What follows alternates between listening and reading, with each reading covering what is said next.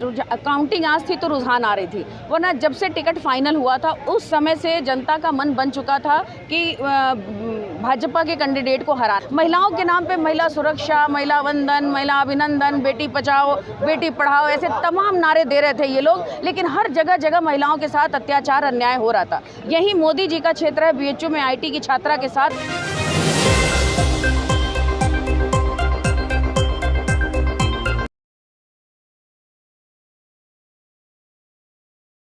चंदौली में वीरेंद्र सिंह जी के जीत के बाद सपा के कार्यकर्ताओं में काफ़ी उत्साह, काफ़ी ज़्यादा खुशियां मना रहा है। कोई बिरहा गा रहे तो कोई गीत गा रहा है। हमारे साथ जुड़ चुके पूरे राज्य मंत्री रिबू श्रीवास्तव जी, आपका बहुत बहुत स्वागत है नौका समाचार में। वीरेंद्र सिंह जी जीत चुके हैं, चंदौली से 10 साल का वर्चस्व रहा है भाजपा का, चंदौली में क्या कहना चाहेंगे? एक तो चंदौली हमारी समाजवादियों की सीट है। चंदौली इसके पहले रामकिशन जी चंदौली से सांसद थे। चंदौली की जनता समाजवादी पार्टी को फेवर करती है और समाजवादी पार्टियों की नीतियों को मानती है। पिछले 10 सालों से मोदी जी के आने की वजह से, मोदी जी के नाम का इस्तेमाल करके, और या तो जितना इन लोगों ने आभा मंडल बनाया पूरे देश में, जाति धर्म ऊंच नीच मंदिर मस्जिद इन सबों में बांट करके जैसे भी इन लोगों ने वोट ले लिया हो, वरना अब जब 10 सालों में पूरे इनकी पोल खुल गई है तो चंदौली ही नहीं, हम उत्तर प्रदेश के लगभग 50 सीटों पर जो जीत हासिल कर रहे हैं। तो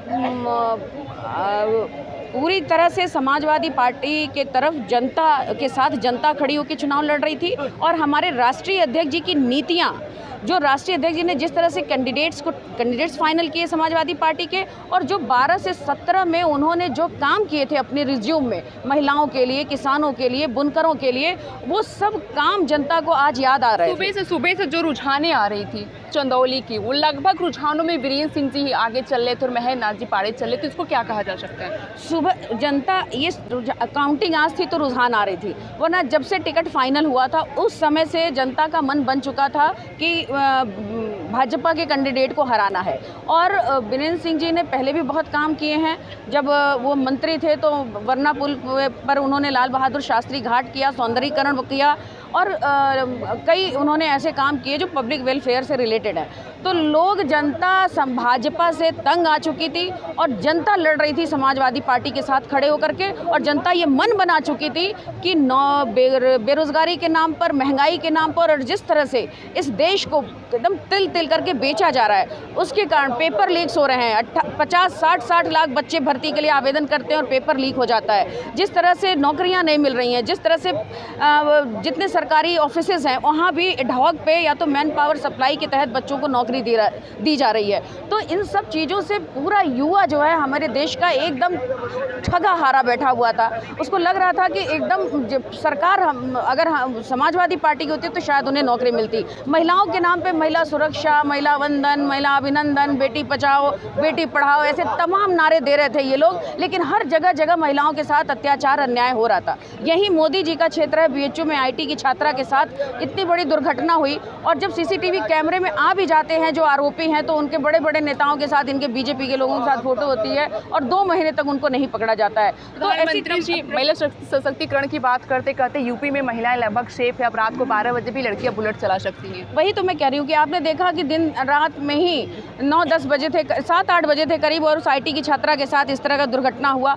एक थोड़ी दूर पे हम लोग गए थे जहाँ पे एक लड़की को, जिस दिन मोदी जी यहाँ बनारस में थे उसी दिन उसकी लाश मड़वाडी रेलवे स्टेशन पर मिली। उसी दिन 7-9 महीने की 9th क्लास में पढ़ती थी।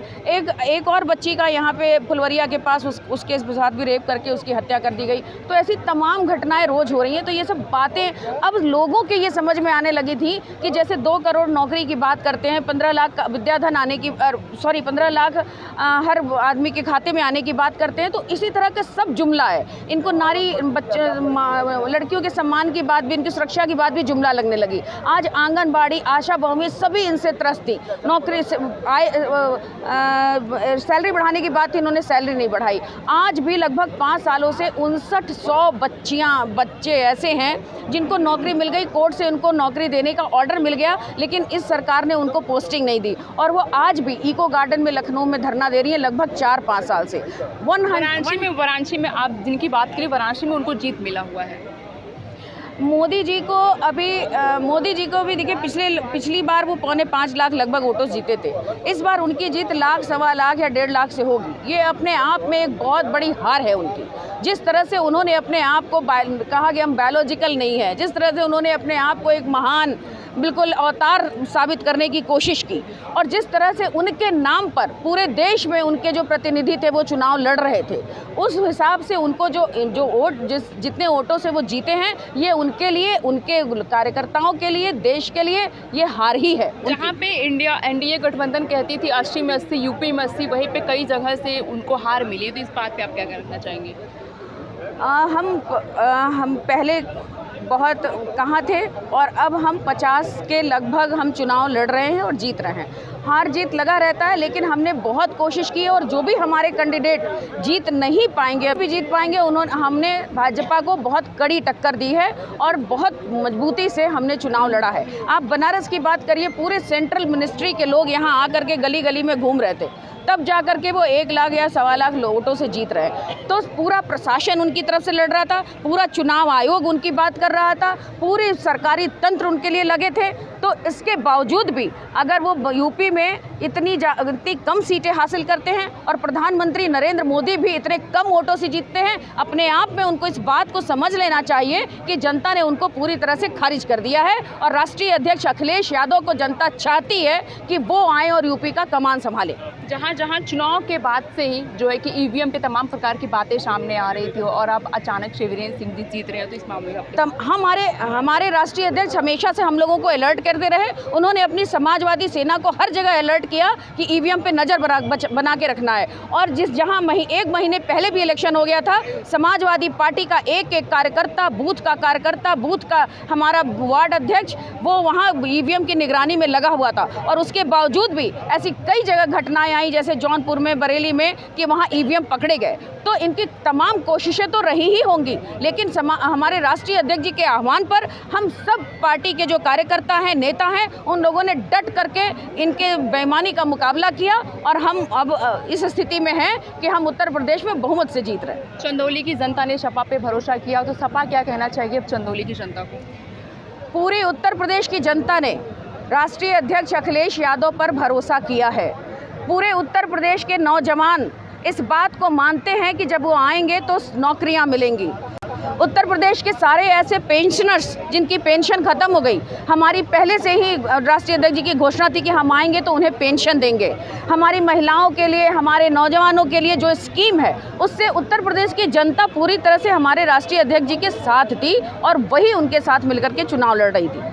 तो ये थी राज्य मंत्री रिबू श्रीवास्तव थी। जहां मोदी की वाराणसी की जीत पे, लाखों की जीत पे कटाक्ष किया, तो वहीं उत्तर प्रदेश की जनता को बसपा की तरफ से एक बड़ा तोहफा भी देने का ऐलान किया है, और चंदौली की जनता को वीरेंद्र सिंह जी की तरफ से काफ़ी उम्मीदें जताई जा रही है। अब देखना काफ़ी दिलचस्प होगा कि इनकी जो उम्मीदें ज़मीनी हकीकत पर नज़र आएंगी या सिर्फ मैनिफेस्टो में ही रह जाएंगे।